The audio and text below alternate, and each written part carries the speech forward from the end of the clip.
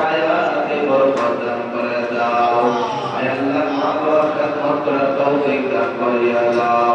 আয় আল্লাহ আমার যুবক ভাই যারা আছে মাওলা তাদেরকে মা বাবার আনুগত্যশীল সন্তান হিসেবে তুমি কবুল করে দাও। রব্বুল আলামিন অনেক যুবকদের সম্পর্কে মাওলা কমপ্লিট পাওয়া যায়, মা বাবার কষ্টের কথা বলা যায়। রব্বুল আলামিন মেহেরবানি করে সকল যুবকদেরকে মা বাবার বাধ্যগত সন্তান হিসেবে তুমি কবুল করে নাও। রব্বুল আলামিন আল্লাহ তাআলা আমার যুবকদেরকে মা বাবার খেদমত করার তৌফিক দান করিয়া দাও। আয় আল্লাহ তোমার নবী বলেছে মা বাবার পায়ের নিচে সন্তানের বেহেশত, আল্লাহ সেই বেহেশত কামাই করার তৌফিক দান করিয়া দাও। রব্বুল আলামিন আমাদের দাদা দাদি নানা নানি শ্বশুর শাশুড়িরা কবরে শুয়ে আছে সকলকে মাফ করে দাও। আল্লাহ যারা জীবন আশা নিয়ে না করে